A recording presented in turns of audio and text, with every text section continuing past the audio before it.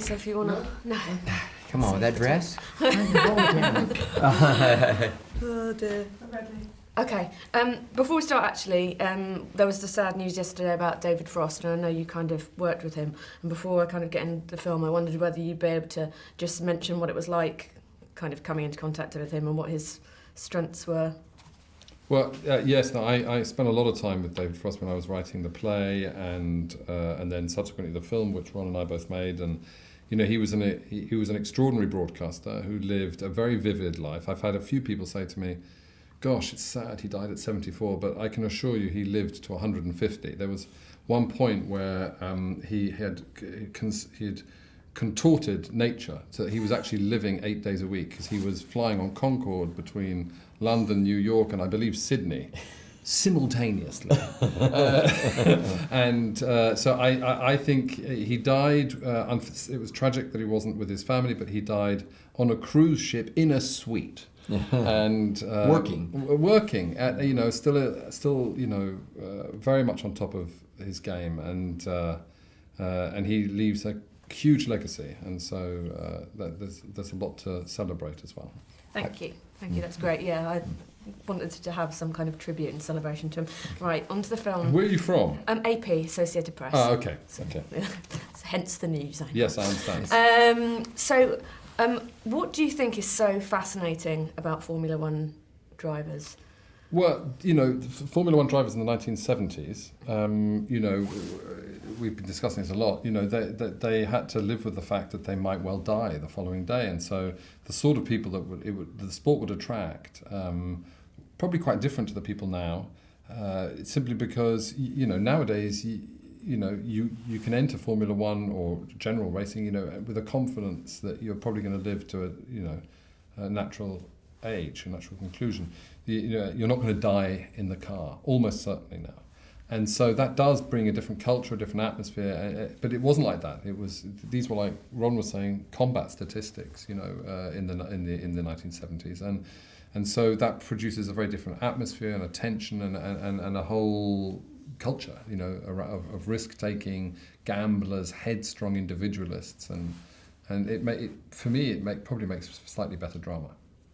And how much actual driving did they have to do for this? The actors? Yeah, how much did you let them do? Well, they couldn't, you know, we didn't put them in contact with other cars or do it, you know, and nothing where we weren't going to see them. So they did, they did a lot of close-up work. They had to develop their skills though, because we needed to shoot those close-ups at speed on turns. There were some cars around them when we do that stuff. We were just careful about it. The more dangerous thing was that they had to be able to speed into the pit lane around people, other actors. Stop. I wanted to be able to move in with the camera, have them raise the visor so we could signal to the audience that they were driving the cars. They had to go through the whole thing, lower it, and then take off at speed, burning rubber.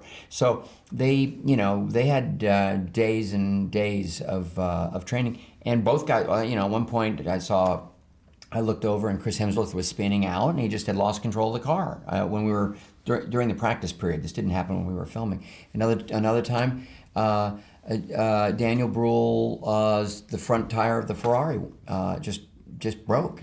It went off as he was trying to make a turn.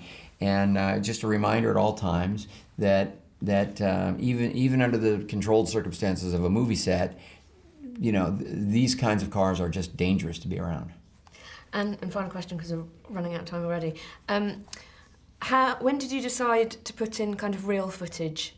How much real footage did you use from the 70s? We didn't use very much, but when we did, it was incredibly helpful because it raised the bar on our authenticity. We also did a kind of a Forrest Gump trick where instead of putting Tom Hanks next to Richard Nixon, we could take a great shot that was technically something we could really use without compromising the look of the movie, but it might not have it didn't tell our story properly, and we could put the Lauda car or the James Hunt car in the right place in the track and use 99% of the shot.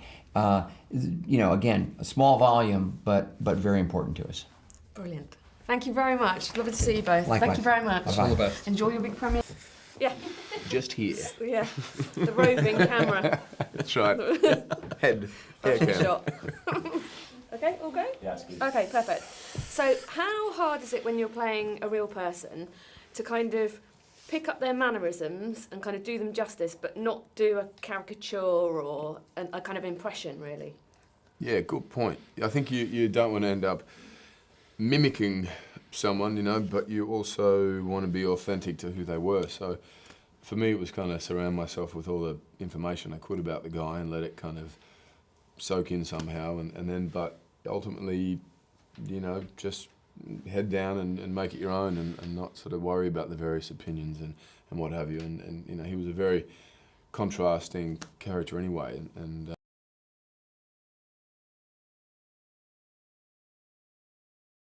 that was kind of fascinating. So I kind of liked not being 100% sure about where it was going to go, and there was a, you know, sort of element of risk as to sort of what we're going to do with it. And how much help was Nicky? He's He was very helpful, yeah, because he liked me. Fortunately, he liked me, you know. I wasn't sure at first, but then, you know, we had a good relationship and he supported me all the way through.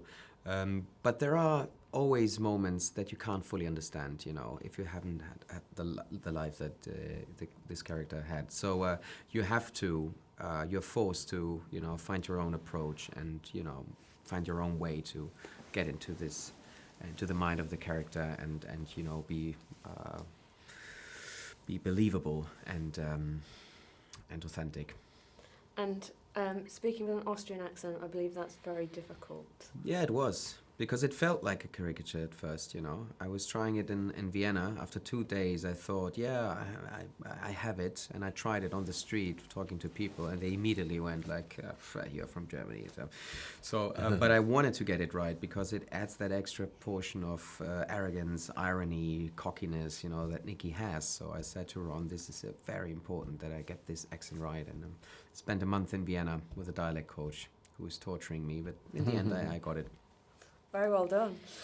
Do you both understand the appeal of Formula One drivers, especially in the 70s, to women? I think, you know, guys like this who engage in, you know, death-defying kind of activities and the excitement that comes with that, and I think people like to either partake in those activities or at least watch them, you know, happen.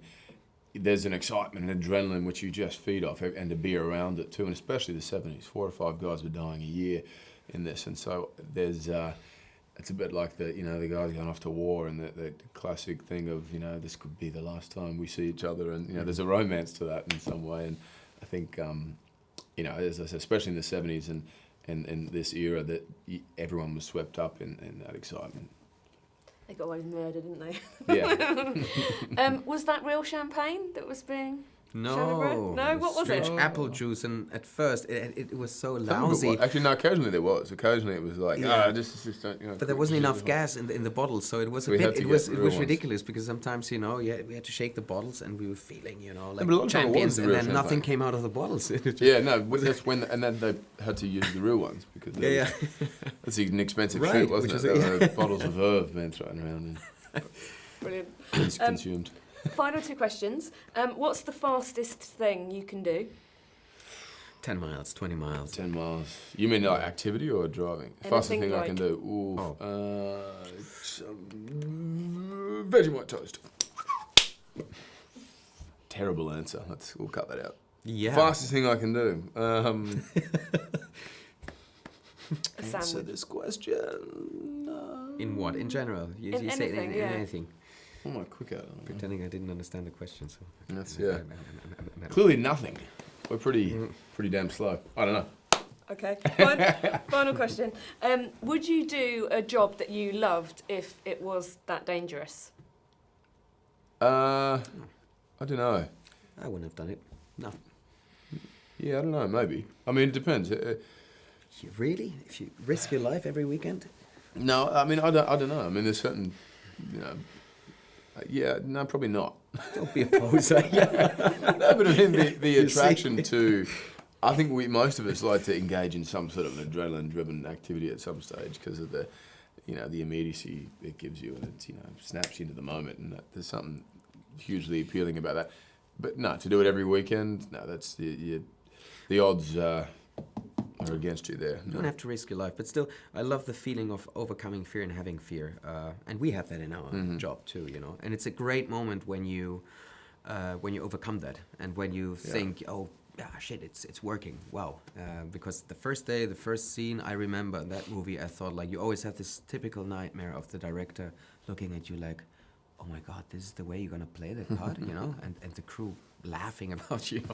And then if you see that it, you know, that it works, and then you're getting your positive response, and you know you enjoy working with you enjoy working with the other actors, then then it's fun. It's a good feeling. That's lovely. Thank you very much. So Thank you. Feel the Thank fear and you. do it anyway. As long as do whatever, but I'm not going to take the card. What would I do? It's fine, Just All good. okay. Okay, great. So, how would you characterise your relationship with James Hunt? James was a quick guy in these days. He was a big competitor.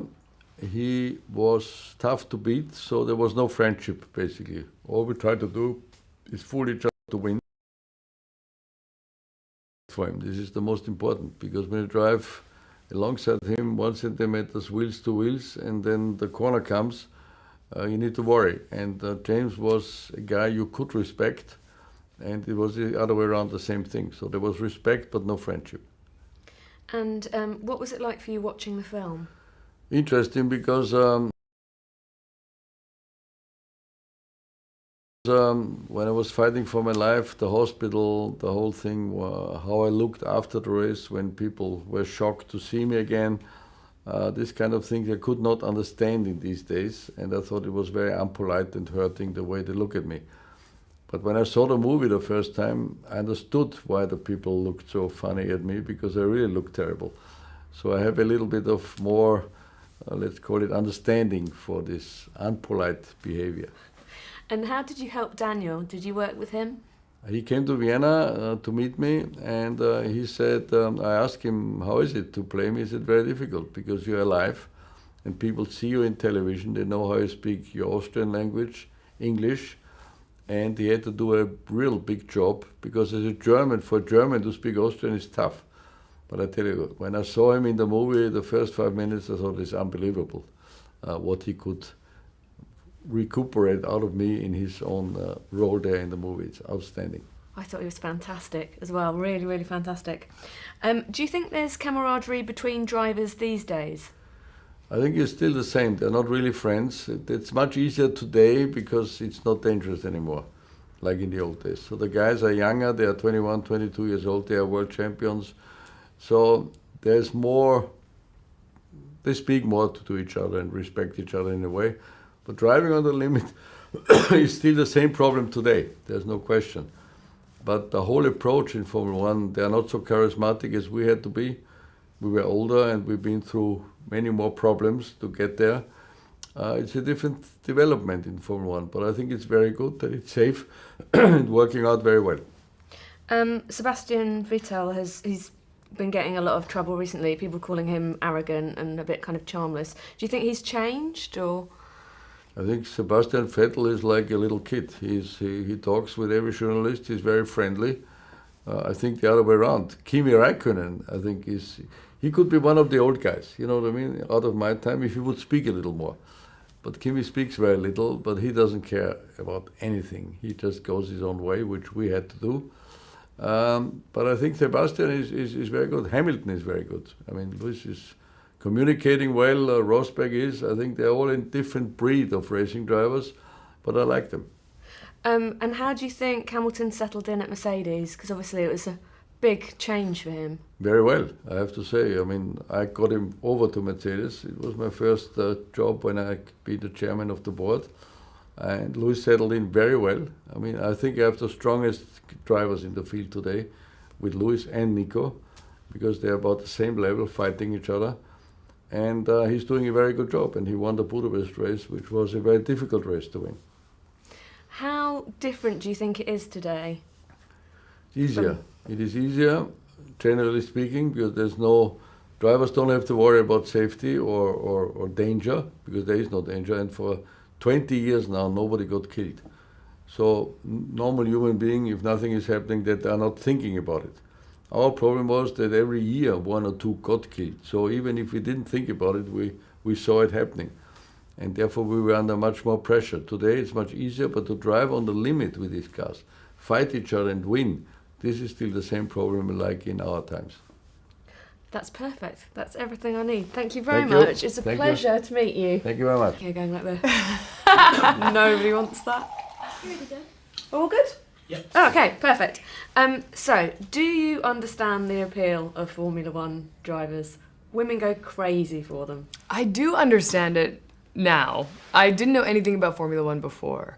But now, after making this film, I understand why you would want to be around that excitement, the fact that they're always risking death. You know, I think that's something that everyone's kind of turned on by, even if they deny it, that closeness to mortality is thrilling. And I think it would be very hard to be married to someone who has a 20% chance of dying every day, but I understand why women go nuts at the track when they see these guys climbing into these cars and racing what might be the last race of their lives. It's crazy. The atmosphere is incredible. Yeah. Did you enjoy the kind of 70s wardrobe and the hair? Yes, I love the 70s. I've always loved the 70s. I've always thought maybe I was meant to be in the 70s. You know, it was good. You were allowed to have broad shoulders, be flat-chested, and have short legs. So that really worked out for me because all the clothes kind of worked for that body type. So I thought, oh, the 70s would be great. And nice big heels and boots. I mean, everything about the fashion was amazing and fun, you know. And then I think in the 80s it got a lot. It started to morph into something that was not quite as glamorous. So I had a lot of fun wearing these clothes, and everything about the 70s. You know, Ron has the best line that it was a time when sex was safe and driving was dangerous. I really think that should be scrawled across the poster. I think I might go around town and write it on all the billboards. It's a good tagline. Yeah. Well, it definitely works. What was it like doing the wedding scene? Because I know obviously you're engaged at the moment. Is it weird when you get to do that? Getting fake married? Yeah. It was really fun, actually. It was a beautiful wedding.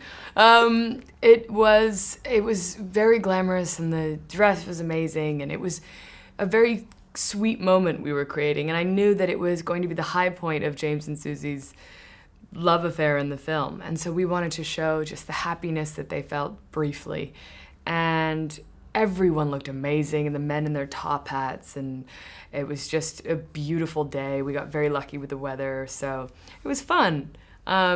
It's a bit odd to get fake married, but it was good practice. What's the fastest thing you can do? Eat. Not drive. I don't drive very fast. I drive a bit like a grandma, but I can eat incredibly quickly. Are we talking pie eating contests? I've been known to compete in eating contests. It's been a while. Used to be my thing, but now, you know, eating on the go, I'm quite good at. And final question, would you do a job that you loved if it was that dangerous? If I loved it that much, I think I would. I think if it was the thing that brought me that happiness that it brought to James Hunt, Niki Lauda. I mean, that's what I love about this film, is you're seeing people do something they're so good at, that they care about so much, and that they're doing their way. And I think that's always incredible to watch, to the capacity for human brilliance and dedication. So if I were that good at something and I loved it that much, even if it were dangerous, yeah, I would do it. How dangerous has your job got? Have you had No, any... the most dangerous thing about my job is like tripping over in a high heel. I mean, I've gotten injured on almost every film anyway, but that's just my fault. I think, you know, actors always want to do their own stunts, which is silly. That's why we have stunt people. It's never worked out well for me. I've ended up in the hospital. It's not a good idea. But no, there's nothing in our business that's anywhere close to as dangerous as Formula One. But occasionally you get to make a movie about it, so it sort of fulfills that desire. That's perfect. Thank you very much. Thank Lovely you. to meet you. You too. Have fun. That red light always freaks me out. I don't know how you can do it. No, I am totally with you. Brad knows, meanwhile. Yeah. But, Are we all rolling? Okay, perfect. So, to start off with, basic question. Can I get you to explain who you play in Rush? Yes, I play Marlene Lauda, or Marlene Knaus, who then becomes Mrs. Lauda, Niki Lauda's wife. And Niki Lauda, very famous Formula One driver. And the lovely Marlene, the lovely lady by his side. Yeah. And did you meet her? No, unfortunately not. We tried twice. We had the opportunity of seeing one another, and then unfortunately it didn't work out. But I met Nikki. I got a positive response from Nikki when he saw me, so that made me feel good and confident. Yeah. So he said, yeah, he'd marry you, and that was fine. Well, thank God you said that and not me. No, but he had a... I still have to laugh when I think about it, because it was so sweet when he saw me in hair, with my hair made up and in costume and everything. He shouted Marlene, Marlene across to me, which I thought, okay, that's lucky. I love that. That's very sweet. That's sweet, yeah. So, what kind of research did you do into her? Because obviously, when you're playing someone who's real and still alive, there's quite a lot of responsibility there. There's a lot of responsibility, and always, to a certain extent, some pressure as well. But I think, for example, that for Daniel Brühl it was much more difficult, just because Niki Lauda, you know, when you switch on German TV and it's the Formula One season, you see him presenting all the time, so you immediately have an idea of the voice, of the sound of the voice, the particular accent he's speaking with. No one, I don't think, knows Marlene Lauda well enough to really think of a specific voice. Or so I think it was slight, maybe to a certain extent. I had a lovely conversation with Olivia Wilde. I think for us it was maybe a bit easier than it was for Chris Hemsworth and Daniel. And still it's a big responsibility. But as much as I love the time of preparation, as much as I love reading about them, preparing, thinking about them, and I really love when the job just starts and when the camera is rolling and when I can forget about all of that and just concentrate on, doing the job. Yeah, absolutely. Do you understand the appeal of Formula One drivers? Yes, well, you know, I think, of course, they are heroic. I mean, I never had any interest in Formula One or any idea of Formula One before doing this film. But, of course, I think they were like heroic, or still are heroic personalities. You know, it's a dangerous sport. So I think I can understand why women would think that that's very attractive. One of my friends loves them. I've never Yeah? understood. Yeah, I've never quite understood it. Not but- you. No. What's the fastest thing you can do? Speaking, probably not in the English language, but I can speak very fast. Sometimes I see my husband looking at me, or when my parents are around or something, they are pretty surprised sometimes when I'm talking to one of my girlfriends on the phone. It goes like very fast. Yeah. Can you I do demonstrate? anything else? No, not really. I'm too in English. I can't demonstrate it. Yeah. That's fair enough. Okay. And finally, if there was a job that you loved, would you still do it if it was dangerous? Oh yeah, I think if you have a big passion for something, I think you can't even explain it necessarily. You just do it. I don't find everything about acting always easy, and there are moments when I absolutely don't want to leave my home. I want to stay at home. I don't want to go to the next set, and still I love it so much that, of course, I'll go. So I can absolutely understand that. And I think if you love something and if you're meant to do something, then probably also if it's dangerous, one would just do it probably, I guess. That's lovely. Thank you very Thank much. you. Pleasure to meet Thank you very much. Have fun at the premiere. Yeah.